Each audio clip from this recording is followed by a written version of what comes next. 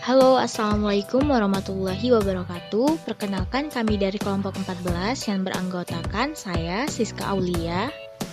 Dan saya, Beni Haryadi.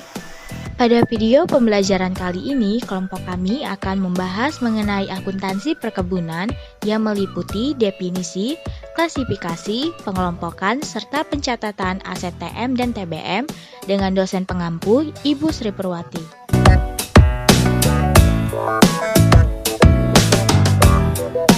Menurut PSAK 69, akuntansi perkebunan adalah aktivitas agrikultur atau agricultural activity adalah manajemen transformasi biologis dan panen aset biologis oleh entitas untuk dijual atau untuk dikonversi menjadi produk agrikultur atau menjadi aset biologis tambahan.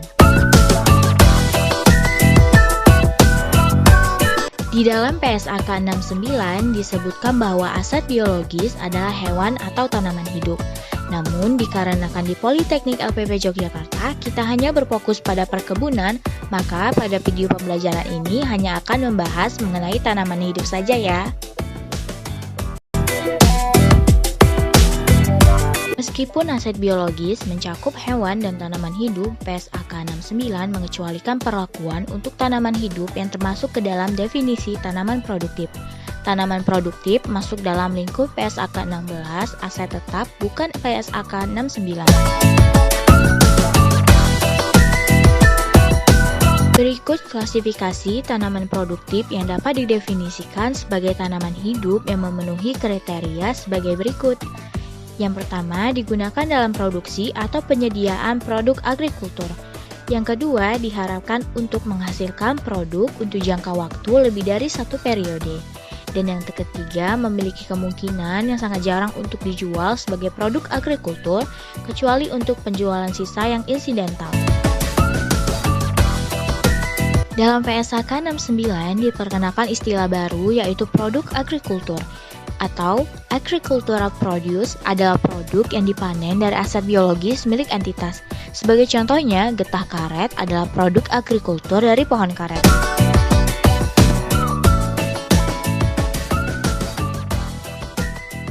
Seperti uraian sebelumnya, tanaman hidup yang merupakan tanaman produktif, kelakuan akuntansinya mengikuti PSAK 16 aset tetap. Ternyata kelapa sawit merupakan tanaman produktif loh teman-teman, karena kelapa sawit sudah memenuhi kriteria pada poin 1 dan 2 sebelumnya. Nah, oleh karena itu, pada saat pengakuan, pohon kelapa sawit diukur pada biaya perolehannya dan setelah pengakuan diperlakukan dengan model biaya atau model revaluasian.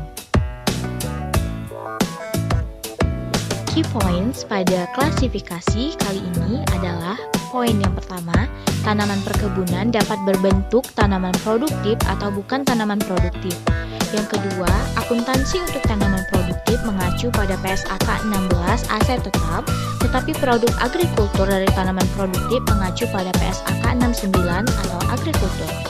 Yang ketiga adalah entitas pertama kali perlu menentukan apakah suatu tanaman perkebunan merupakan tanaman produktif atau bukan untuk dapat menerapkan standar akuntansi yang sesuai. Pengelompokan.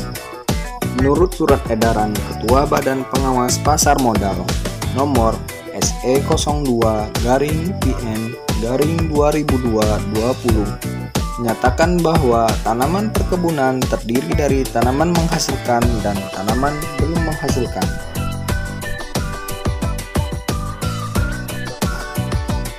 Satu, tanaman menghasilkan.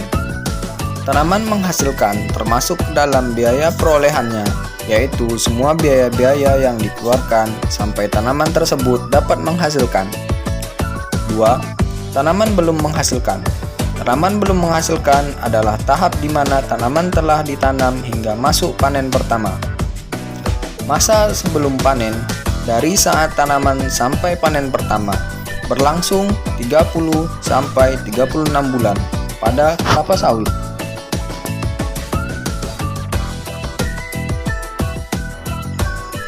Pencatatan aset TM dan TBM.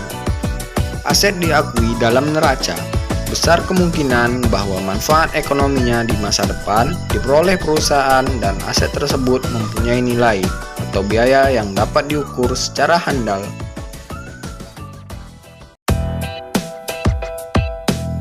Tanaman menghasilkan. Tanaman menghasilkan merupakan termasuk dalam aset tetap yang dapat disusunkan karena sudah memberikan manfaat bagi perusahaan.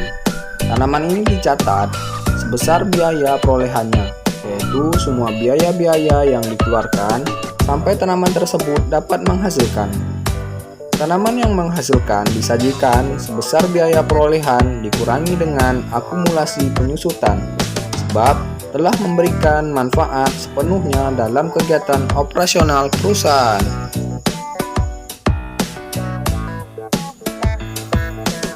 Tanaman belum menghasilkan. Tanaman belum menghasilkan. Tanaman ini dicatat sebesar biaya-biaya yang terjadi sejak saat penanaman sampai saat tanaman tersebut siap untuk menghasilkan secara komersial. Biaya tersebut antara lain terdiri dari biaya persiapan lahan, penanaman, pemupukan, dan pemeliharaan. Pengakuan harga perolehan diakui pada saat tanaman kelapa sawit menghasilkan. TBM tidak dilakukan penyusutan karena belum memberikan manfaat bagi perusahaan.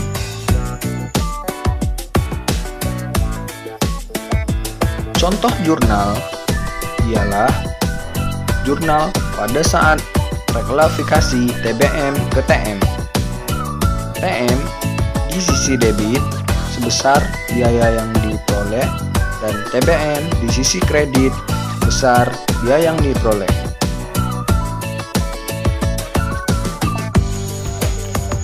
Demikianlah video pembelajaran akuntansi perkebunan dari kami. Semoga teman-teman bisa memahami. Terima kasih banyak atas waktunya. Wassalamualaikum warahmatullahi wabarakatuh.